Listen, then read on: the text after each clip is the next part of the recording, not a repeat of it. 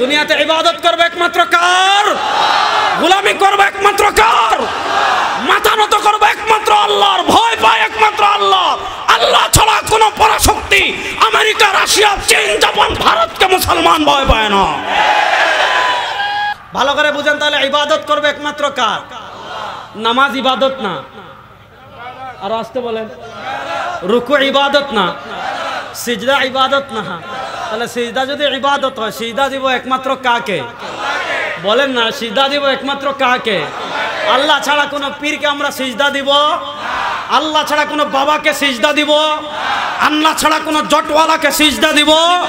আল্লাহ ছাড়া কোনো কবরে সিজদা দিব? আল্লাহ ছাড়া কোনো মাজারে সিজদা দিব? আল্লাহ ছাড়া কোনো গাছে সিজদা দিব? মুসলমান সিজদা করবে একমাত্র কাকে? মুসলমান মাথা কপাল নুয়াবে একমাত্র কার কাছে? আমাদের দেশে এরকম বন্ড আছে না নাই? এটা কত হাই লেভেলের শুনেন। যদি কেউ কবরে সিজদা দেওয়াকে হালাল মনে করে, কেউ যদি হারাম মনে করে যে ঈমান যাবে কিনা সন্দেহ আছে। আবার কেউ যদি সিজদা দিচ্ছে কথা বুঝেন, কেউ কবরে সিজদা দিচ্ছে আবার এটাকে যদি হালাল মনে করে, নাম্বার ছাড়া কাফের। বলেন নাম্বার ছাড়া।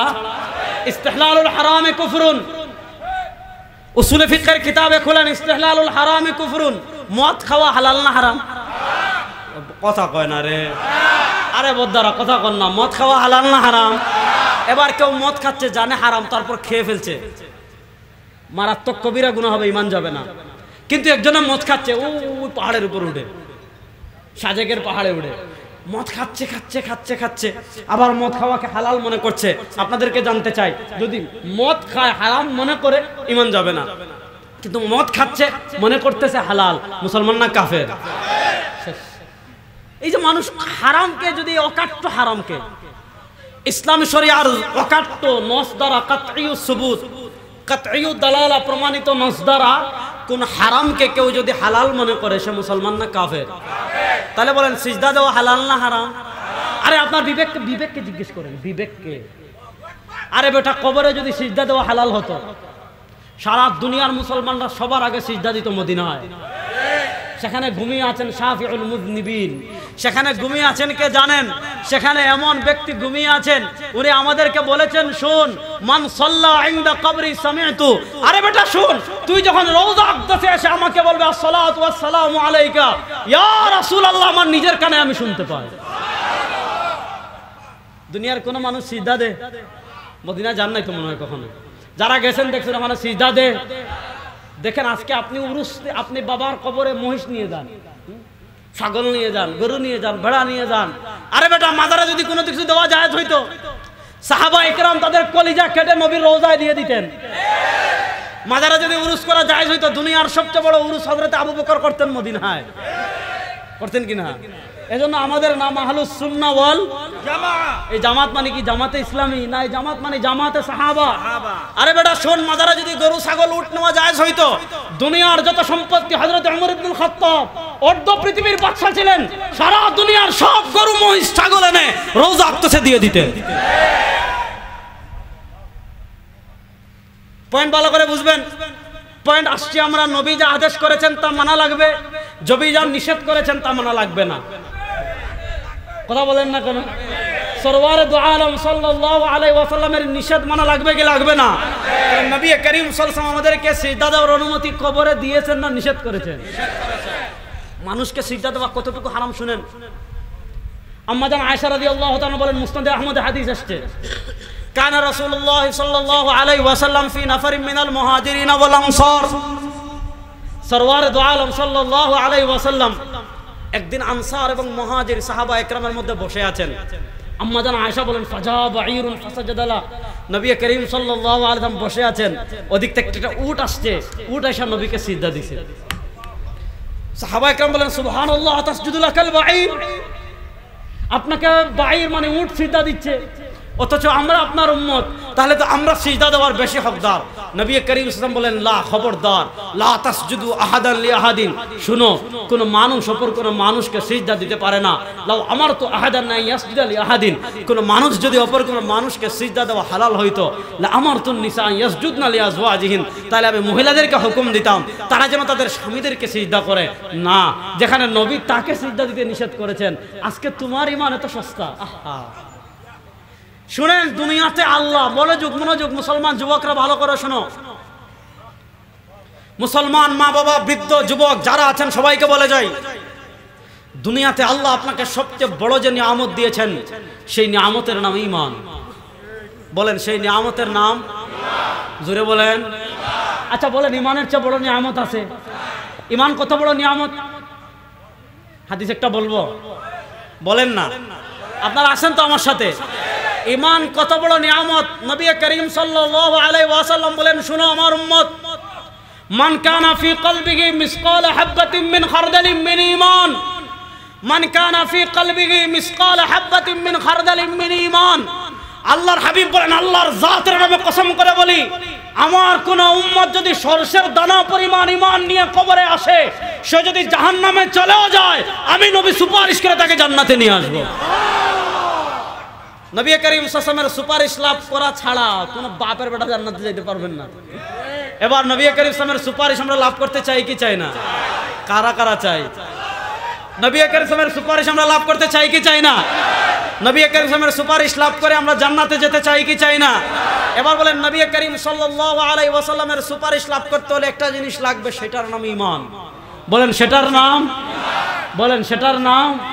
আজকে দুনিয়াতে আল্লাহ আপনাকে ঈমানের মতো নিয়ামত দিচ্ছেন, যে নিয়ামতটা যাররা পরিমাণ অন্তরে থাকলে, আর পাহাড় পরিমাণ না, মান কানা ফি কলবিহি মিসকাল হাববাতিন মিন খারদালিন মিন ঈমান, সরষের দানা এত ছোট, চশমা দিয়ে ভাবে দেখতে হয়, ওই দানা পরিমাণ ঈমান নিয়ে যেতে পারলে, নবী বলেন, জানেন কি, নবী করিম সাল্লাল্লাহু আলাইহি ওয়াসাল্লামকে আল্লাহ অফার দিবেন কিয়ামতের দিন, ইয়া মুহাম্মদ ইরফা রাসাক ওয়াসাল তুতা ওয়াশফা তুশাফা।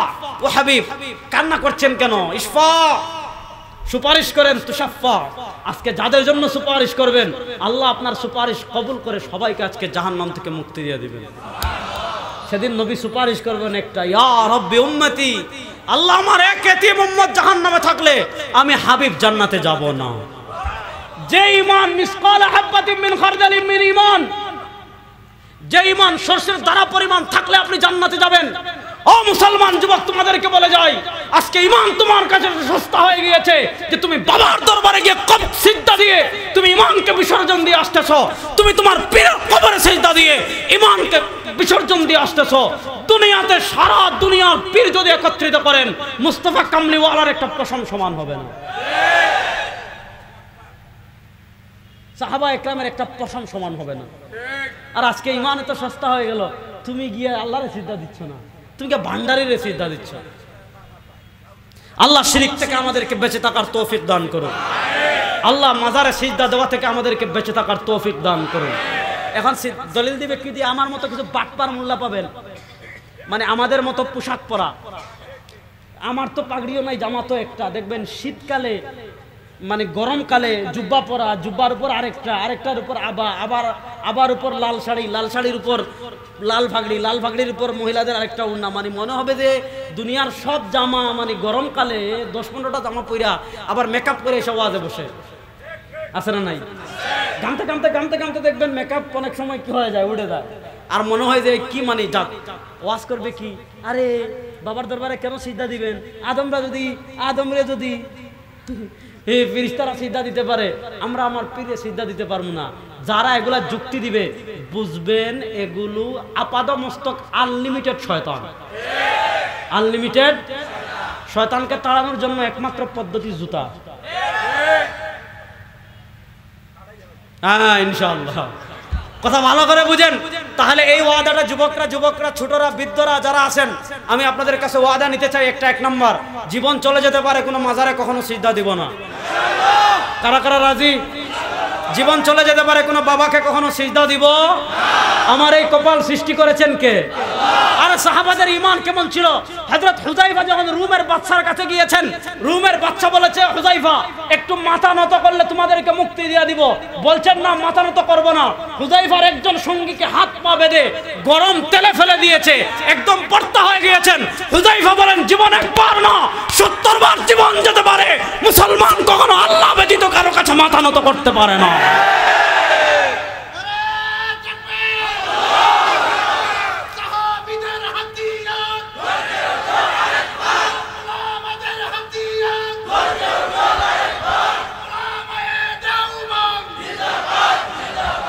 তাহলে আমরা কখনো কোনো পীরকে সিজদা দিব? আরে আমাদের দেশের মানুষের ঈমান কোথায় গেছে আমি আপনাদেরকে বলি, অবাক হয়ে যাবেন। আইয়ামে জাহিলিয়তের কাফেরেরা সিজদা দিত পাথরকে, লাতকে, মানাতকে, হুবালকে, উজ্জাকে। ভালো করে বুঝেন, আইয়ামে জাহিলিয়তের কাফেরেরা গাছকে পূজা দিত, সিজদা দিত। আমাদের বাংলাদেশে পদ্মা নদীর ওপারে একটা দরবার আছে, এটার নাম হলো আটরশি।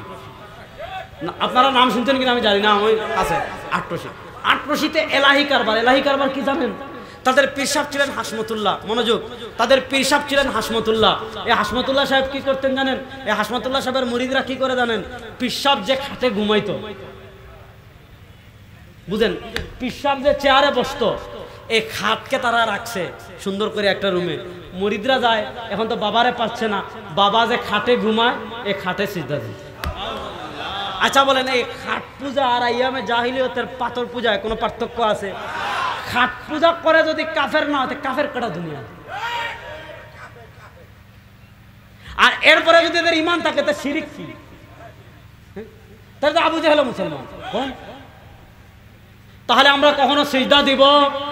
তাহলে এক নম্বর মনোযোগ, মূল পয়েন্ট আসেন, মা আতাকুমুর রাসূল ফাখুযু। রাসূল সাল্লাল্লাহু আলাইহি ওয়াসাল্লাম যা নিয়ে এসেছেন তা আঁকড়ে ধরবেন। আর ওমা নাহাকুম আনহু, নবী করিম সাল্লাল্লাহু আলাইহি ওয়াসাল্লাম যা থেকে নিষেধ করেছেন তা থেকে বেঁচে থাকবেন। নবী করিম সাল্লাল্লাহু আলাইহি ওয়াসাল্লাম কি থেকে নিষেধ করেছেন আমি একটা উদাহরণ দিয়েছি। নবী করিম সাল্লাল্লাহু আলাইহি ওয়াসাল্লাম আমাদেরকে কবরে সিজদা দেওয়ার অনুমতি দিয়েছেন না নিষেধ করেছেন? এবার আরেকটা নিষেধ বলে আমি আলোচনার সামনে আগাবো। অনেক কথা, কারণ এদিকে আমার আশা হয় না, তো এজন্য কথা বেশি, সময় কম, বুঝেন নাই? গতানুগতিক বহু ওয়াজ আপনারা জীবনে শুনবেন, বহু ওয়াজ শুনবেন, কিছু কথা আমার আজকে শুনেন, ভাঙ্গাচোরা কিছু কথা। রাসূলুল্লাহ সাল্লাল্লাহু আরেকটা নিষেধ আমি আপনাদেরকে বলি। দেখবেন আমাদের সমাজে গাড়িতে মাইক লাগাইয়া, আপনাদের চট্টগ্রাম বেশি, আমাদের সিলেট কিছু আছে, গাড়িতে মাইক লাগাইয়া ডুল, তবলা, হারমোনিয়াম, গিটার বাজাইয়া বাবার উরুসে যায় না? আছে আপনাদের দিকে? আচ্ছা বলেন, বাজনা গান হালাল না হারাম? না আরো আসতে বলেন। হারাম। আমি বলেছিলাম, মা আতাকুমুর রাসূল ফাখুযু ওয়া মা নাহাকুম আনহু ফান্তাহু। রাসূল সাল্লাল্লাহু আলাইহি ওয়াসাল্লাম যা আদেশ করেছেন তা থেকে বেঁচে থাকো।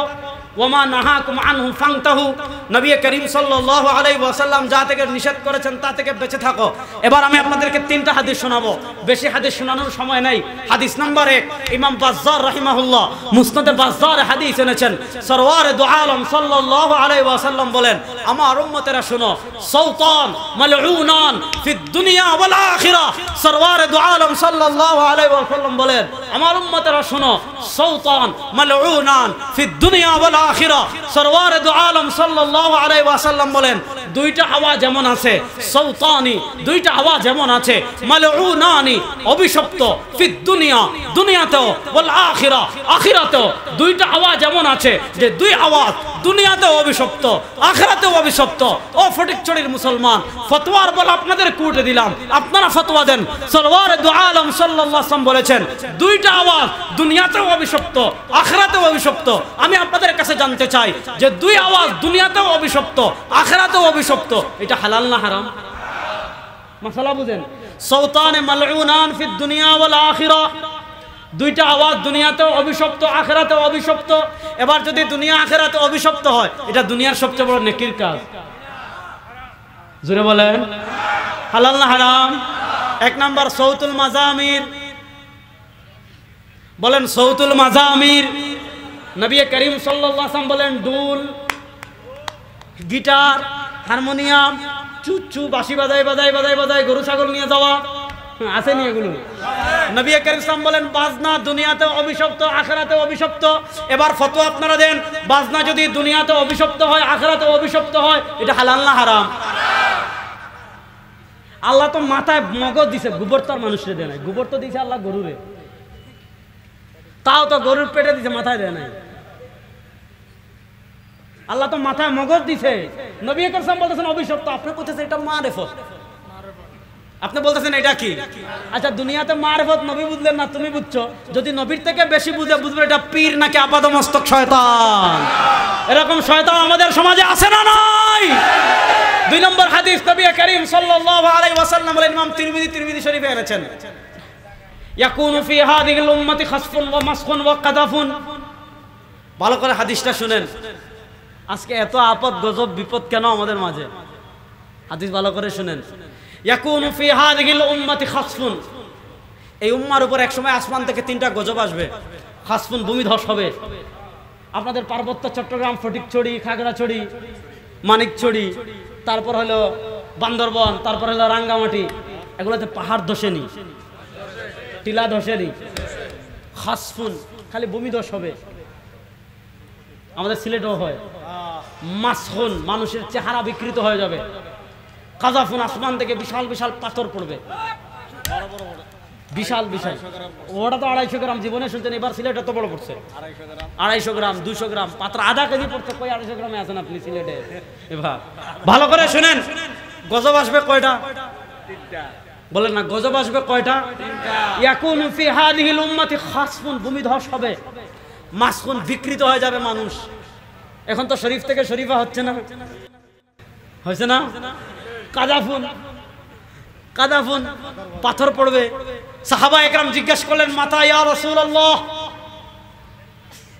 আসমান থেকে 3টা গজব কখন আসবে? এই 3টা গজব কখন আসবে? আপনারা বিরক্ত হচ্ছেন না তো? আসেন তো আমার সাথে। মাতা ইয়া রাসূলুল্লাহ, 3টা গজব কখন আসবে? নবী করিম সাল্লাল্লাহু আলাইহি ওয়াসাল্লাম জবাব দিচ্ছেন, যখন 3টা বিষয় ছড়িয়ে পড়বে, সমাজের 3টা বিষয় ছড়িয়ে পড়বে, 3টা গজব আসবে। 1 নম্বর বিষয়, ইজা যাহারাতিল কায়নাত, যখন গায়িকার সংখ্যা বেড়ে যাবে। এখন গায়িকার সংখ্যা বাড়তে বাড়তে বাড়তে বাড়তে কেউ যদি ফাইটটা যায় বলে ভাইরাল হয়, সেও এমপি হয়ে যায়। আবার সংসদে গিয়া কয় গান বাজনা হালাল। আমি বুখারী শরীফ পড়ছি, কুতুবে সিয়াসিত্তা পড়েছি, মিশকাত পড়েছি, কোথাও পাই নাই। কত বড় ইবলিস, চিন্তা করেন। আছে না নাই? ইদা যাহারাতিল কায়নাত, এখন শিউলি, টম্পা, অমুক টমুক গায়িকা আছে না নাই? মাজারে মাজারে গায়িকা, রেডিও টেলিভিশন খুললেই গায়িকা, গায়িকার অভাব নাই। ইদা যাহারাতিল কায়নাত, মনোযোগ মনোযোগ, ইদা যাহারাতিল কায়নাত, যখন গায়িকা বাড়বে, ওয়াল মাযামির, যখন বাদ্যযন্ত্র বাড়বে, ওয়াশুরিবাতিল খামর, যখন মাদক বেড়ে যাবে, মদ বেড়ে যাবে, আল্লাহর পক্ষ থেকে 3টা গজব আসবে। ও ফটিকছড়ি খালি বারবার আসতেছে, ও মানিকছড়ির মুসলমান, খাগড়াছড়ির মুসলমান। আমি আপনাদের বিবেকের কাছে বলে যাই, নবী করিম সাল্লাল্লাহু আলাইহি ওয়াসাল্লাম বলেন, বাজনা যখন সমাজের ঘরে ঘরে ঘরে ঘরে পৌঁছে যাবে, আল্লাহর পক্ষ থেকে 3টা গজব আসবে। এবার বলেন, যেই জিনিসটা আল্লাহর পক্ষ থেকে গজব নিয়ে আসে, এটা দুনিয়ার সবচেয়ে বড় নেকির কাজ। বলেন না? মাথায় আল্লাহ আমাদেরকে গোবর দিছে না মগজ দিছে? এবার আপনার মগজকে জিজ্ঞেস করেন, যেই কাজ আল্লাহর পক্ষ থেকে গজব 3টা নিয়ে আসে, এটা হালাল না হারাম? জোরে বলেন। তাহলে গান বাজনা হালাল না হারাম? হাদিস নাম্বার 3। কতগুলো হাদিস শোনাবো, সব হাদিস তো বলা যাবে না, কয়েকটা শোনাই। হযরত ইবনে উমর অথবা ইবনে আব্বাস রাদিয়াল্লাহু তাআলা একদিন হাঁটতেছেন রাস্তা দিয়ে, হঠাৎ তাকদিনা দিন দিন ডুলের আওয়াজ আসছে। ফাওয়াদা ইসবাই আলা উযুনাই, সুবহানাল্লাহ পড়েন, আর একটু জোরে পড়েন না। উনি কি করলেন? কানে ভাবে আঙ্গুল দিলেন, দিয়ে দৌড় দিয়া চলে গেছেন। দৌড় দিয়া চলে গিয়ে কি বলেন?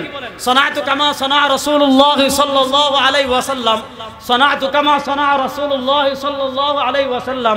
উনি বলেন, একদিন নবী করিম সাল্লাল্লাহু আলাইহি ওয়াসাল্লামের সাথে আমি হাঁটছিলাম। নবী করিম সাল্লাল্লাহু আলাইহি ওয়াসাল্লামের কানে বাজনার আওয়াজ লাগছে। বাজনার আওয়াজ লাগার সাথে সাথে নবী করিম সাল্লাল্লাহু আলাইহি ওয়াসাল্লাম কানে আঙ্গুল দিয়ে এলাকা দ্রুত পাড়ি দিয়ে চলে গেছেন। এবার বলেন, যে আওয়াজ শোনার পর নবী কানে আঙ্গুল দিয়ে দৌড়াইয়া পালাইছেন, এটা দুনিয়ার সবচেয়ে বড় নেকির কাজ। হাদিসে আসছে, গান বাজনা শুনবেন, আল্লাহ কিয়ামতের দিন কানে জাহান্নামের সীসা ঢেলে দিবেন। আচ্ছা ওটা পরে উত্তর দিব, ভালো করে শুনেন। তাহলে এবার আপনাদেরকে আমি বলি, গান বাজনা হালাল না হারাম? আরো আসতে বলেন, হালাল না হারাম? এখানে বন্ডার আপনাকে যুক্তি দিবে, হুজুর আব্দুল সাহেবের ওয়াজ তো ঠিক আছে, তবে এনে বুঝতে হবে একটা হলো শরীয়ত আর একটা হলো মারেফত। বলতেছি একটা হলো মারেফত, হুজুর আমরা তো মারেফতের সেমা এগুলো। আচ্ছা নবী করিম হারাম করেছেন, মারেফতের কারণে হালাল হয়ে যায়, মাশাআল্লাহ। এই মারেফতের মেশিন তো এখন 5Gর উপরে চলে গেছে দেখতেছি। মানে নবী হারাম করার পর মারেফতের মেশিনে হালাল হয়ে যাচ্ছে। এই মেশিনের পাওয়ার তো যেই সেই না। তাকে পাল্টা প্রশ্ন দিবেন, যদি কেউ মারেফতের নামে মাজারে সিজদা হালাল করতে চায়, যদি কেউ মারেফতের নামে গান বাজনাকে হারাম করতে হালাল করতে চায়, আচ্ছা আপনাদের কাছে আমি একটা ফতোয়া জানতে চাই, গু খাওয়া হালাল না হারাম? ইয়া আল্লাহ, বড় এই মাসলা জানেন না মনে হয়। তাহলে মানুষের পায়খানা খাওয়া হালাল না হারাম? জুড়ে বলেন। তাহলে গান বাজনা শরীয়তে হারাম, মারেফত দিয়ে হালাল করে ফেলছো, মাশাআল্লাহ তোমার মারেফতের মেশিনে এত পাওয়ার। এবার তাকে পাল্টা প্রশ্ন করেন, আমাদের শরীয়তে গু খাওয়া হারাম, দেখি তো তোমার মারেফতের মেশিন দিয়ে গু খাওয়াকে হালাল করতে পারো কিনা। যদি গু খাওয়াকে হালাল করতে পারো, বুঝবো তোমার মারেফতের মেশিন ঠিক আছে।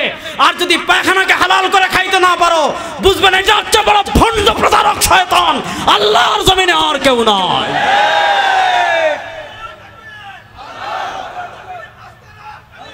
তাহলে বলেন আমরা কখনো শুনেন, আমরা ভাই ওলি আল্লাহ বিরোধী মানুষ না, ভুল বুঝবেন না।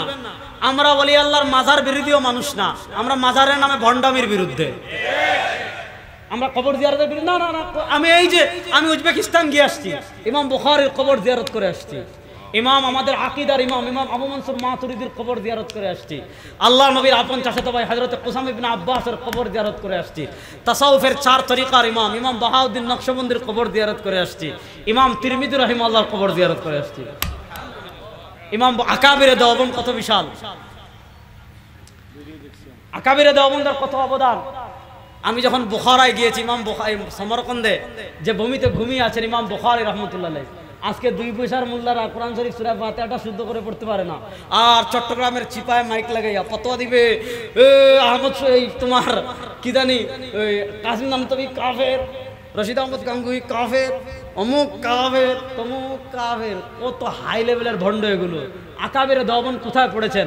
আর ইমাম বুখারী রাহমাতুল্লাহ আলাইহি যে এলাকায় ঘুমিয়ে আছেন খরকন, ইমাম বুখারী রাহমাতুল্লাহ আলাইহির মাকবারার পাশে যে বিশাল হাদিস ইনস্টিটিউট আছে, আমি দাওরা হাদিসে গিয়েছি।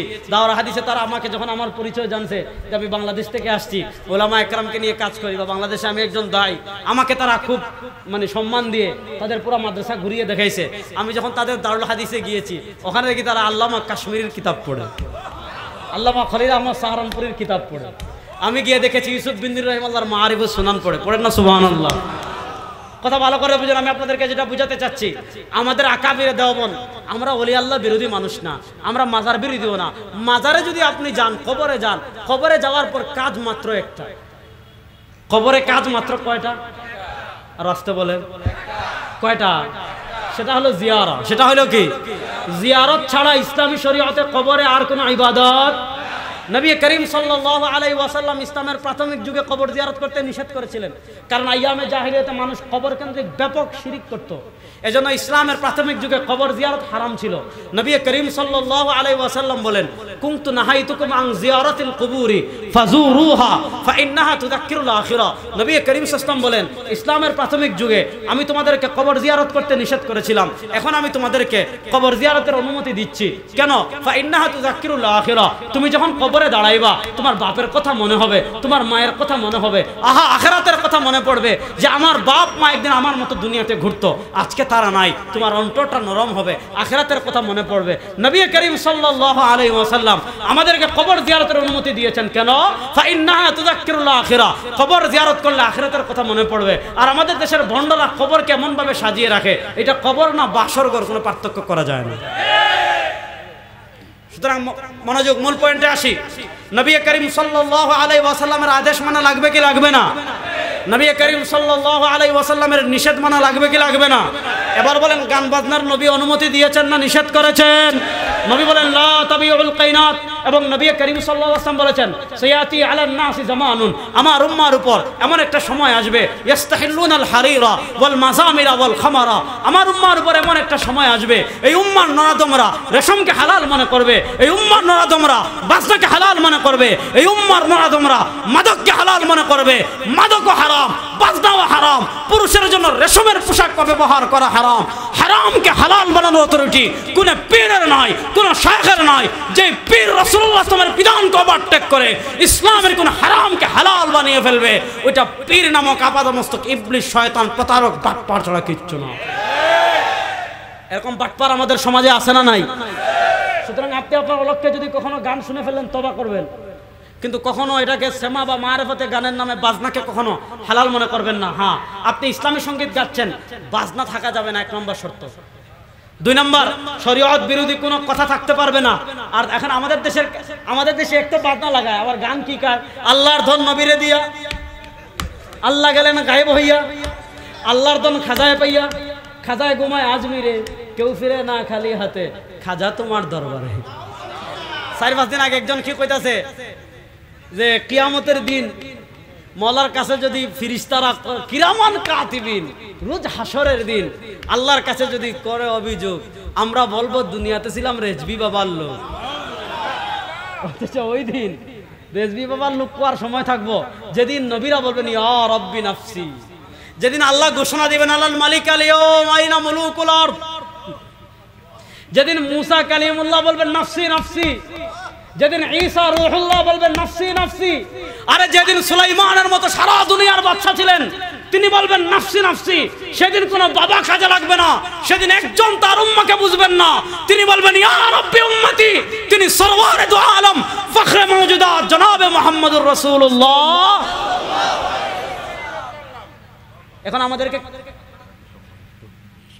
আচ্ছা বলবেন, সমস্যা নেই, কত কথা বললাম না, নতুন আসছে, আপনারা একবার এনে আমার থেকে সব কথা শুনতে চাচ্ছেন না, এদের নিয়ত হইলে আর দাওয়াত দিবে না, বুঝছেন, যে আপনি সব বলে যান একেবারে নাকি। বলতেছেন সব বিষয় বলেন, এক দিন তো এক বিষয় বলবেন, একসাথে তো আর একাধিক বিষয় বলা যায় না, যদি আগামীতে আবার দাওয়াত দেন তাহলে অন্য বিষয় বলবেন ইনশাআল্লাহ। আচ্ছা যাক, আমি যে বিষয়টা আপনাদেরকে বলতে চাচ্ছি, আমরা নবী করিম সাল্লাল্লাহু আলাইহি ওয়াসাল্লামের আনুগত্য করব তো ইনশাআল্লাহ। নবী করিম সাল্লাল্লাহু যে বিষয় নিষেধ করেছেন, দুনিয়া উল্টে যেতে পারে, আমরা নবীর বিধানকে কখনো উপেক্ষা করব না ইনশাআল্লাহ। সুতরাং কখনো কোনো ওলির কবরে গেলে জিয়ারত করব, গান বাজনা বাজিয়ে গরু মহিষ ছাগল নিয়ে, আরে বেটা ভাগ্য পরিবর্তনের মালিক কে? বড় আসতে বললেন, পিসা ভাগ্য পরিবর্তন করতে পারবে? ওয়াল কাদিরি খাইরিহি ওয়া শাররিহি, আপনি ইমানে মুফাসসাল প্রত্যেকদিন পড়তেছেন আর বলতেছেন ওয়াল কাদিরি খাইরিহি ওয়া শাররিহি মিনাল্লাহি তাআলা, তাকদীরের ভালো মন্দের মালিক একমাত্র কে? তাকদীর পরিবর্তন করতে পারেন একমাত্র কে? আল্লাহ নবী ইসলাম বলেছেন তাকদীর একটা জিনিস পরিবর্তন করতে পারে, লা ইউরাদ্দুল কদ। ইমাম তিরমিজি সুনানুত তিরমিজির কিতাবুল আদাবে হাদিস এনেছেন, সরওয়ারে দু আলম সাল্লাল্লাহু আলাইহি ওয়াসাল্লাম বলেন লা ইউরাদ্দুল কদরু ইল্লা দুআ, দোয়া করা ছাড়া আর কোনো কিছু দ্বারা তাকদীর পরিবর্তন হয় না। তাহলে তাকদীর পরিবর্তন করার একমাত্র মালিক, আর আসতে বলেন তাকদীর পরিবর্তনের মালিক একমাত্র নবী করিম সাল্লাল্লাহু আলাইহি ওয়াসাল্লাম বুখারীর হাদিসে বলেন লাউ ইসতামাআতিল ইনসু ওয়াল জিন্নু আলা ইয়ানফাউকা বিশাইইন লা ইয়ানফাউকা বিশাইইন ইল্লা ক্বাদ কাতাবাহু আল্লাহু লাক ওয়া লা ইসতামাআতিল ইনসু ওয়াল জিন্নু আলা ইয়াদুররুকা বিশাইইন লা ইয়াদুররুকা বিশাইইন ইল্লা ক্বাদ কাতাবাহু আল্লাহু লাক। আমার উম্মত শুনো, নবী আমাদেরকে কত সত্য আকীদা শিখিয়ে গিয়েছেন। সরওয়ারে দু আলম সাল্লাল্লাহু আলাইহি ওয়াসাল্লাম বলেন, আমার উম্মত শুনো, লাবিজতামাআতিল ইনসু ওয়াল জিন্নু, যদি সারা দুনিয়ার সব মানুষ একত্রিত হয়ে যায়, যদি সারা দুনিয়ার সব জিন একত্রিত হয়ে যায়, আলা ইয়ানফাউকা বিশাইইন, দুনিয়ার সব মানুষ আর সব জিন মিলে তোমার কোনো উপকার করবে, লা ইয়ানফাউকা বিশাইইন, সব মানুষ আর জিন মিলে তোমার কোনো উপকার করতে পারবে না। আর কতটুকু পারবে? ইল্লা ক্বাদ কাতাবাহু আল্লাহু লাক, যতটুকু তাকদীরে লিখে রেখেছেন কে? আল্লাহর নামটা জোরে বলেন। যতটুকু তাকদীরে লিখে রেখেছেন কে?